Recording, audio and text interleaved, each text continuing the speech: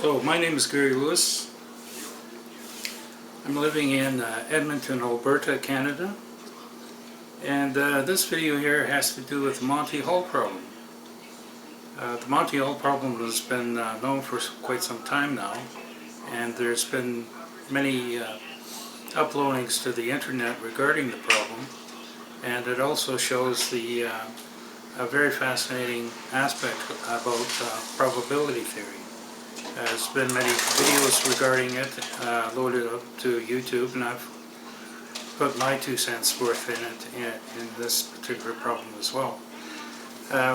My first exposure to the Monty Hall Problem came in this particular book. It's called The Man Who Loved Numbers.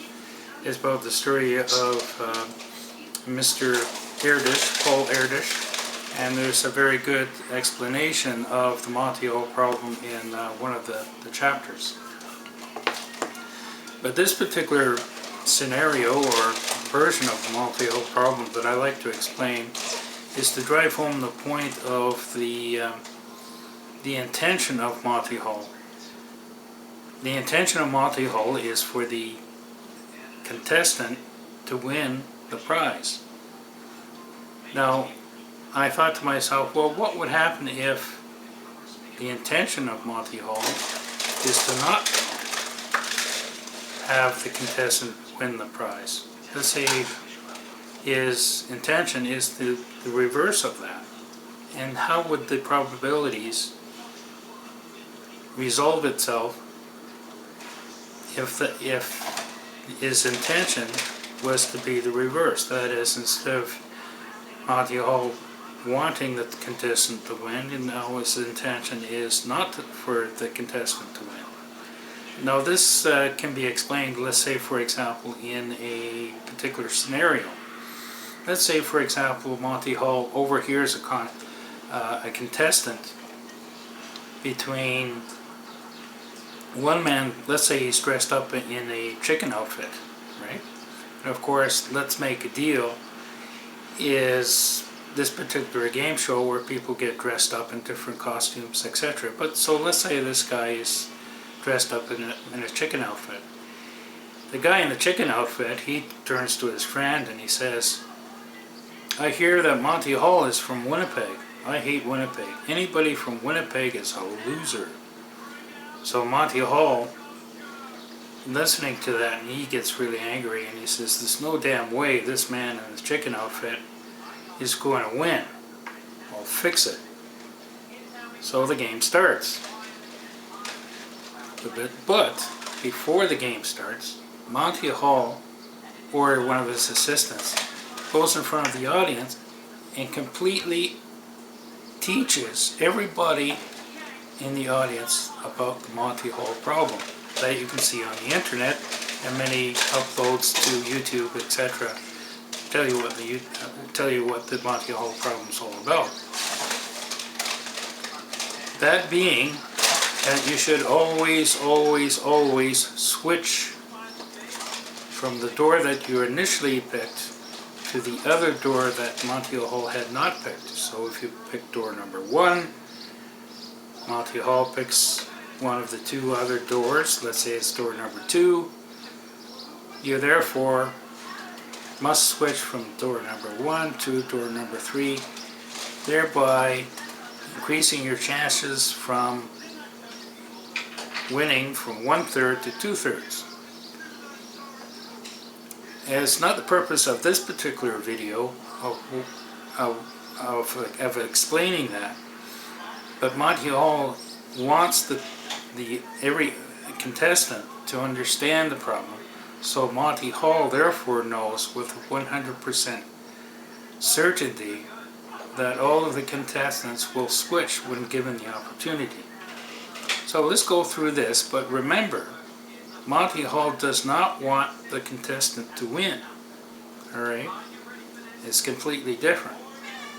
This helps to understand the preconditions of a particular game in order for people to fully understand how conditioning or preconditioned conditions affect the output of the game. It also proves that Monty Hall, who later tells the producer of the show, there's a 0 chance of the contestant to win, especially the guy in the chicken outfit. So let's go through the scenario and see how it plays out, and how it is that there's a 0 chance for the chicken man to win. I'll bring the camera over here so best I can illustrate the game as it would play out. Here we have 3 doors, door 1, door 2, door 3. So Monty Hall goes to the chicken man and says, pick a door. The chicken man says, okay, I'll pick door number 1. So Monty Hall then says, okay, we'll see what's behind door number 2. And there's the goat or the zonk. Monty Hall then goes to the chicken man and says, would you like to switch? Now Monty Hall knows that there is a 100% chance that the contestant, if he knows how to play the game correctly, he will switch from door number 1 to door number 3. So therefore he switches. So Monty Hall then says, okay, we'll see what you won. Door number 3, oh, it's the goat or the zonk. Therefore, the contestant can't win. Either door that was taken by Monty Hall, whether it be door number 2, showing what that is, and then the contestant, the chicken man, would pick door number 2, therefore there's a 0 chance for him to win. Now let's say, for example, the man in the chicken outfit says, I'll pick door number 2. This is where it gets interesting. Monty Hall has 2 options here. Monty Hall can say, okay, let's see what's behind door number 2. Oh, that's too bad. You get the goat. Thereby proving the fact that man in the chicken outfit cannot win if he picks either door number 2 or door number 3. He can't win because Monty Hall immediately reveals what's behind that door. But this, by doing so, may lead the contestant to say, hey, what's going on here? If you do that, you're not playing the game the way it's supposed to be played, right? So Monty Hall knows this, and he plays it slightly differently. This goes to the second option that Monty Hall can do. This being illustrated in the following scenario. Okay, the chicken man says, I'll pick door number 2. Monty Hall, as he would normally play the game, he would pick door number 3, therefore the chicken man would switch from door number 2 to door number 1, thereby winning the car. But let's say, for example, the chicken man says, I'll pick door number 2. But Monty Hall then picks door number 1. It says, there you have it.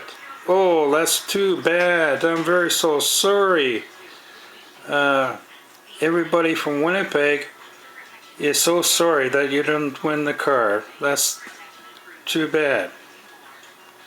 But then Monty Hall could then give the impression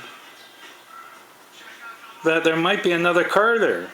Monty Hall would then say to the chicken man, do you want to change door number 2 to door number 3? There could be 2 wonderful prizes. I'm very sorry you didn't win the car here, but maybe if you switch from door number 2 to door number 3, or you want to stay with door number 2, Do you want to stay with door number 2? Or you really want to switch to door number 3? The man in the chicken outfit is still left with the impression that Monty Hall wants him to win. When in fact, the man in the chicken outfit, the chicken man, doesn't realize that Monty Hall wants him to lose. So Monty Hall gives the impression that there's 2 prizes, 2 very good prizes, rather than 2 goats, right? So what does the man do? He says, I'll switch. I'll go to door number 3, and thereby revealing the goats. Then Monty Hall says, oh, that's too bad. That's too bad. There's probably a very good prize under door number 2 here, but we won't show you. We'll leave that as a mystery. Of course, we all know that there's a goat under door number 2. So this gives you an interesting mathematical proof that if Monty Hall does not want the contestant to win, there's a 0 chance for him to win. I thought about this particular problem some more, but then I thought to myself, well, what would happen if something really interesting happened? Let's say, for example, Monty Hall goes to the producer, and the producer is in an office, and the producer thought it was a little bit stuffy in his office, so he opens up the window. So Monty Hall is talking to the producer and tells the producer there's a 0 chance for this guy in the chicken outfit to win the car. He says, do I have permission to make sure he doesn't win? And it so happens the producer is from Winnipeg too, and he says, I'm a Bomber fan and a Winnipeg Jets fan, and there's no damn way that this guy is gonna win the car, right? He says, okay, go ahead and do that. But while the window was open, the man in the chicken outfit, the chicken man, he was outside having a smoke. He overhears this conversation between Monty Hall and the producer. How is it going to play out now? Now the probability that the man will win the car goes from 0, what Monty Hall thinks, to 1/3. This is fascinating, and we'll show you how this works in a couple of seconds. Let me move with the camera.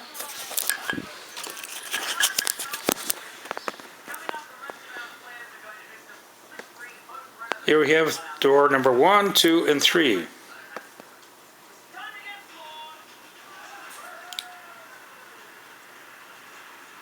Monty Hall then sees the man in the chicken outfit in the audience and says, hey, what would you like to play? Can you want to pick door number 1, door number 2, door number 3? The chicken man says, I'll pick door number 1. Monty Hall then does what he intended to do, playing the game as normally.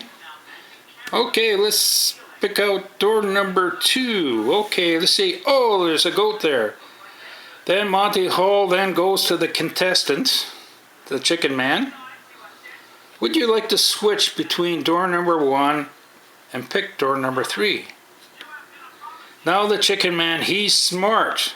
He realizes the motivation of Monty Hall. He realizes that the mere fact that Monty Hall is asking him to switch, he knows with absolute certainty that there's a goat behind door number 3. So he says, I don't want to switch. Monty Hall then turns to the contestant. Yes, but don't you understand the probability theory that we said that you always switch? When given the opportunity, it increases your chances. If we got 2/3, of a chance of losing. There's 2/3 of a chance of the car being under door number 2 and door number 3. For me to reveal the fact that there's no car behind door number 2, the probability of the car being behind door number 3 now is concentrated, so there's a 2/3 chance of you winning. The man in the chicken outfit knows that Monty Hall does not want him to win because he insulted his hometown of Winnipeg, Canada. Winnipeg, Manitoba, Canada. So the chicken man stays with door number 1. Now, Monty Hall, being intelligent, knowing the man in the chicken outfit is probably intelligent as well, he thinks to himself, oh my God, the door or the window to the producer's office must have been open, and he overheard this conversation. So Monty Hall is now stuck. He says, he may even say, for example, there's a fantastic prize here. Not just on door number 1, but on door number 3. There's a fantastic prize for door number 1, and there's a fantastic prize on door number 3, right? Or you would want to give that impression, right? There's nothing in the rules here saying that there's 2 goats here. I revealed the 1 goat.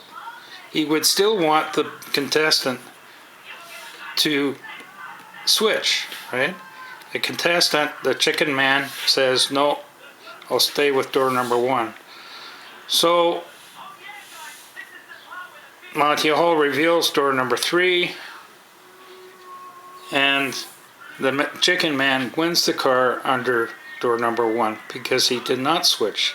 But the reason why he did not switch, because the chicken man knew of the intent of Monty Hall for him not to win the car.